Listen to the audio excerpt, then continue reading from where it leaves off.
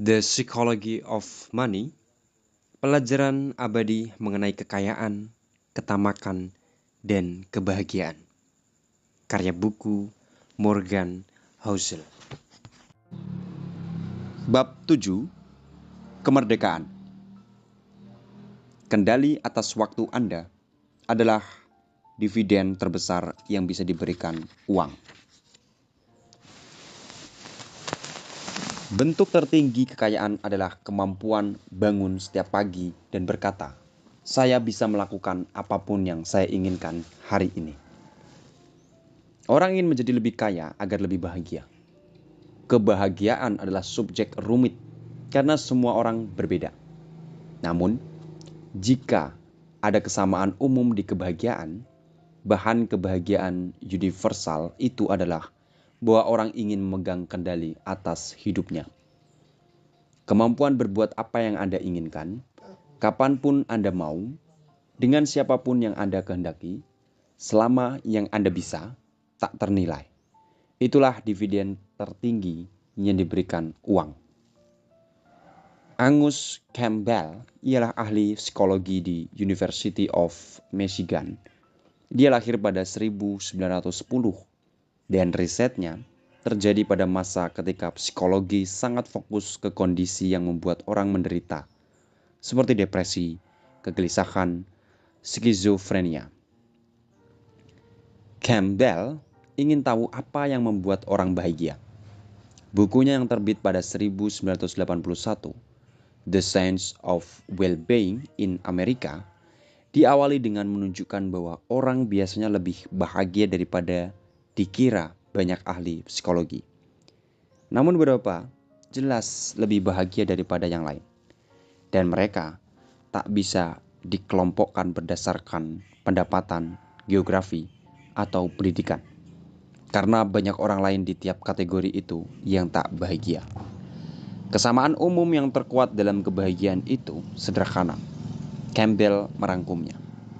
Memiliki rasa yakin memegang kendali atas kehidupan sendiri adalah petanda perasaan positif kesejahteraan yang lebih andal daripada berbagai kondisi objektif kehidupan yang kita sudah pertimbangkan. Lebih daripada gaji, lebih daripada ukuran rumah, lebih daripada gengsi pekerjaan, memegang kendali atas apa yang dilakukan, kapan, dengan siapa, adalah variabel gaya hidup utama yang membuat orang bahagia. Nilai intrinsik terbesar uang, dan ini sangat jelas, adalah kemampuannya memberi Anda kendali atas waktu Anda. Untuk mendapatkan kemerdekaan dan otonomi, sedikit demi sedikit dari aset yang tak dihabiskan, sehingga memberi Anda kendali lebih besar atas apa yang Anda bisa lakukan dan kapan Anda bisa melakukannya. Memiliki sedikit kekayaan berarti Anda bisa tak masuk kerja beberapa hari kalau sakit tanpa kehabisan uang. Mendapat kemampuan itu besar pengaruhnya jika sebelumnya Anda tak punya. Kekayaan lebih banyak berarti Anda bisa menunggu mendapat pekerjaan yang bagus sesudah diberhentikan dari yang sebelumnya. Daripada harus mengambil yang pertama didapat, itu bisa mengubah hidup. Dana darurat 6 bulan berarti Anda tak usah takut bos, karena Anda tahu Anda tak akan bangkrut jika harus menunggu sampai mendapat pekerjaan baru. Kekayaan lebih banyak lagi berarti kemampuan memilih pekerjaan dengan gaji lebih kecil, tapi jam kerja lebih luas. Barangkali pekerjaan di tempat yang lebih dekat rumah, atau bisa mengurus masalah kesehatan tanpa ditambahi beban kekhawatiran bagaimana membayarnya. Kemudian ada juga pensiun ketika ingin, bukan ketika harus. Menggunakan uang Anda untuk membeli waktu dan pilihan adalah manfaat gaya hidup yang sukar disaingi barang mewah. Sepanjang masa kuliah, saya ingin menjadi bankir investasi. Hanya ada satu alasan. Bankir investasi mendapat banyak uang. Itu satu-satunya pendorong dan saya 100% yakin bakal lebih bahagia karenanya. Saya mendapat kesempatan magang pada musim panas di satu bank investasi di Los Angeles pada tahun ketiga kuliah. dan berpikir saya sudah mendapat lotre karir. Itulah yang saya inginkan. Pada hari pertama, saya menyadari mengapa bankir investasi mendapat banyak uang. Mereka bekerja lebih lama dan dalam keadaan lebih dikendalikan daripada yang bisa ditanggung manusia. Setahu saya, sebenarnya banyak yang tak kuat menanggungnya. Pulang sebelum tengah malam dianggap kemewahan, dan ada perkataan yang lazim di kantor. Jika tak ke kantor pada Sabtu, tidak usah datang lagi minggu besoknya.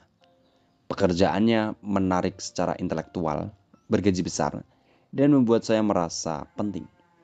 Namun tiap detik saya menjadi budak bagi perintah bos saya. Cukup untuk mengubahnya menjadi salah satu pengalaman paling tak menyenangkan dalam hidup saya. Program magangnya 4 bulan. Saya hanya tahan 1 bulan. Yang paling berat adalah karena saya suka pekerjaannya. Dan saya ingin bekerja keras. Namun melakukan sesuatu yang disukai di jadwal yang tak bisa dikendalikan bisa terasa sama dengan melakukan sesuatu yang dibenci. Ada nama untuk perasaan itu. Ahli psikologi menyebutnya reaktansi atau reactance. Jonah Berger, profesor pemasaran di University of Pennsylvania, merangkumnya dengan baik. Orang suka merasa memegang kendali, berada di kursi sopir ketika kita mencoba menyuruh mereka melakukan sesuatu. Mereka merasa tak diberdayakan. Bukannya merasa mereka sudah membuat pilihan, mereka merasa kitalah yang memilihkan untuk mereka. Jadi mereka berkata tidak atau melakukan sesuatu yang lain. Bahkan ketika mereka mungkin awalnya mau saja melakukan itu. Bila Anda menerima betapa benarnya pernyataan itu, Anda menyadari bahwa membuat uang mendukung kehidupan yang memperkenankan Anda melakukan apa yang Anda inginkan. Kapanpun Anda mau, dengan siapapun yang Anda kehendaki, dimanapun terserah Anda, selama yang Anda bisa, adalah hasil yang luar biasa. Derek Sivers, seorang wira swasta sukses, pernah menulis mengenai seorang teman yang meminta dia bercerita mengenai bagaimana dia jadi kaya. Saya punya pekerjaan harian di tengah Manhattan dengan gaji $20.000 per tahun, sekitar upah minimum. Saya tak pernah makan di luar dan tak pernah naik taksi. Biaya hidup saya sekitar $1.000 per bulan. Dan saya mendapat $1.800 per bulan. Saya melakukan itu selama 2 tahun dan menabung $12.000. Saya 22 tahun waktu itu. Sesudah saya punya $12.000, saya bisa berhenti bekerja dan menjadi pemusik purna waktu. Saya tahu saya bisa mendapat beberapa pekerjaan per bulan untuk membiayai hidup. Jadi saya pun bebas. Saya berhenti kerja sebulan kemudian dan tidak pernah bekerja lagi. Ketika saya selesai memberitahukan cerita itu ke kawan saya, dia minta saya lanjutkan. Saya bilang tidak. Itu saja ceritanya. Dia bilang bukan. Bagaimana dengan waktu kamu menjual perusahaanmu? Nilai intrinsik terbesar uang, dan ini sangat jelas, adalah kemampuannya memberi Anda kendali atas waktu Anda untuk mendapatkan kemerdekaan dan otonomi sedikit demi sedikit dari aset yang tak dihabiskan, sehingga memberi Anda kendali lebih besar atas apa yang Anda bisa lakukan dan kapan Anda bisa melakukannya. Saya bilang tidak. Itu tidak membuat perubahan besar dalam hidup saya. Itu sekedar menambah uang di bank. Perubahannya terjadi ketika saya 22 tahun. Amerika Serikat adalah negara terkaya dalam sejarah dunia. Namun tak banyak bukti bahwa warganya rata-rata lebih bahagia sekarang daripada ketika 1950-an.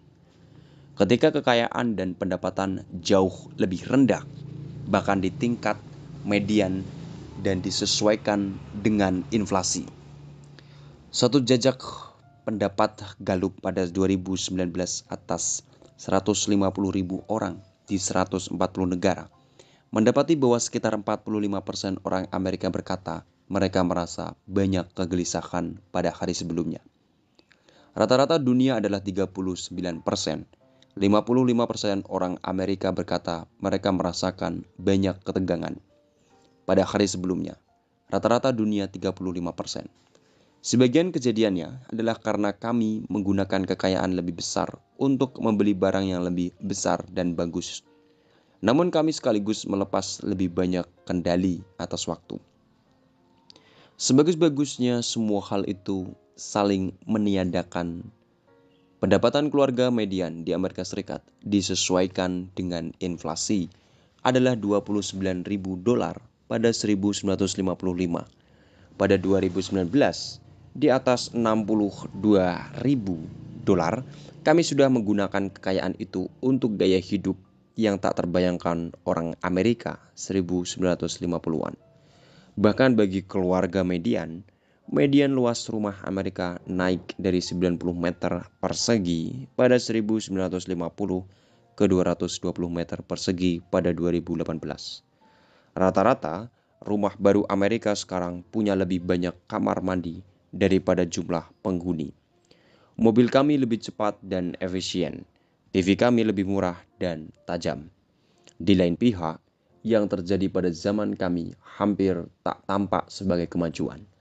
Dan banyak alasan berkaitan dengan jenis pekerjaan yang banyak dijalani. John D. Rockefeller ialah salah satu pengusaha paling sukses sepanjang masa. Dia juga penyendiri.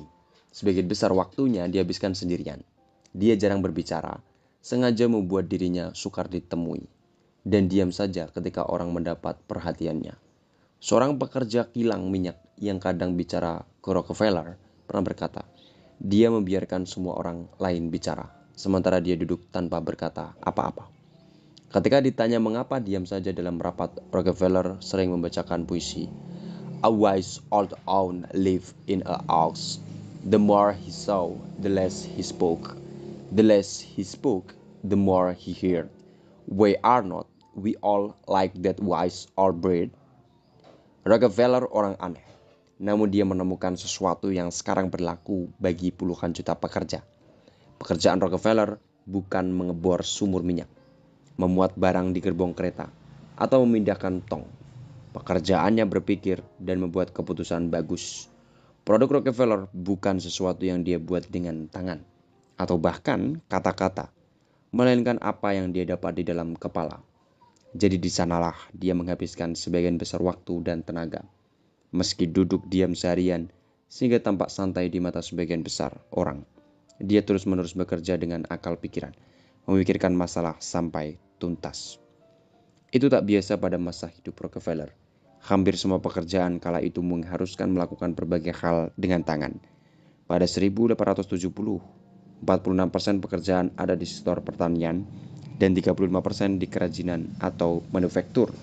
Menurut ahli ekonomi, Robert Gordon, hanya sedikit profesi yang mengandalkan otak pekerja. Orang tak berpikir, tapi berbuat tanpa henti. Hasil kerja bisa dilihat dan dirasa. Hari ini, keadaannya berbalik. 38% pekerjaan sekarang adalah manajer, pejabat, dan profesional. Semuanya adalah pekerjaan pembuat keputusan. 41% lainnya adalah pekerjaan sektor jasa yang sering mengandalkan pemikiran sama banyak dengan perbuatan. Makin banyak di antara kita yang pekerjaannya lebih dekat dengan pekerjaan Rockefeller daripada pekerja pabrik. Biasanya pada 1950-an, artinya hari kerja kita tak berakhir ketika absen pulang dan meninggalkan pabrik. Kita terus-menerus bekerja dalam kepala. Artinya pekerjaan seolah tak pernah selesai. Jika pekerjaan Anda adalah membuat mobil, tak banyak yang bisa Anda lakukan kalau tak berada di jalur perakitan. Anda memisahkan diri dari pekerjaan dan meninggalkan peralatan di pabrik. Namun jika pekerjaan Anda membuat kampanye pemasaran, pekerjaan berbasis pemikiran dan keputusan, alat Anda adalah kepala Anda sendiri yang tak pernah meninggalkan Anda. Boleh jadi Anda memikirkan proyek dalam perjalanan pulang, selagi memasak makan malam, sambil menemani anak tidur. Dan ketika Anda terbangun dengan gelisah pukul 3 pagi, boleh jadi jam kerja resmi Anda lebih singkat daripada ketika 1950-an. Namun rasanya seperti bekerja 24 jam sehari, 7 hari seminggu. Derek Thompson di The Atlantic pernah menjabarkannya sebagai berikut. Jika alat kerja abad ke-21 adalah gawai yang bisa dibawa kemana-mana, artinya pabrik modern bukanlah sesuatu tempat. Pabrik modern adalah satu hari itu sendiri. Zaman komputer telah mengeluarkan alat produktivitas dari kantor. Sebagian besar pekerja berpengetahuan yang komputer pangku dan telepon pintarnya menjadi mesin pembuat media serbaguna yang mudah dibawa-bawa secara teori bisa sama produktifnya. Pada pukul 2 siang di kantor pusat, pukul 2 malam di Tokyo WeWork, atau tengah malam di sofa. Dibanding generasi-generasi sebelumnya, kendali atas waktu kita berkurang, dan karena kendali atas waktu berpengaruh besar terhadap kebahagiaan, kita seharusnya tak kaget kalau orang tak merasa lebih bahagia, walau kita rata-rata lebih kaya ketimbang dulu. Apa yang bisa kita lakukan? Tidak mudah menuntaskan masalahnya, karena semua orang berbeda. Langkah pertama adalah mengakui dulu apa yang membuat hampir semua orang bahagia dan apa yang tidak. Di bukunya, 30 Lessons for Living, ahli gerontologi Carl Pilmer mewawancarai 1.000 orang lanjut usia Amerika, mencari pelajaran-pelajaran terpenting yang mereka dapat dari pengalaman hidup puluhan tahun. Dia menulis, tak satu pun di antara 1.000 yang berkata bahwa agar bahagia kita harus mencoba bekerja sekeras mungkin agar mendapat uang untuk membeli barang-barang yang diinginkan. Tak satu pun di antara 1.000 yang berkata kita perlu sama kaya dengan orang di sekeliling. Dan jika kita punya lebih banyak harta daripada mereka, itu keberhasilan betulan. Tak satu pun di antara 1.000 yang berkata kita harus memilih pekerjaan berdasarkan perkiraan pendapatan masa depan. Yang mereka benar-benar hargai adalah hal-hal seperti persahabatan bermutu menjadi bagian sesuatu yang lebih besar daripada diri sendiri, dan menghabiskan waktu bermutu tanpa struktur dengan anak-anak. Anak-anak Anda tak lebih menginginkan uang Anda atau apa yang bisa dibeli uang Anda dibandingkan Anda sendiri. Khususnya mereka ingin Anda bersama mereka, tulis Pilmer. Ambillah pelajaran dari mereka yang telah hidup melalui segalanya. Kendali atas waktu adalah dividen tertinggi yang diberikan uang. Berikutnya, satu bab pendek mengenai salah satu dividen terendah yang diberikan uang.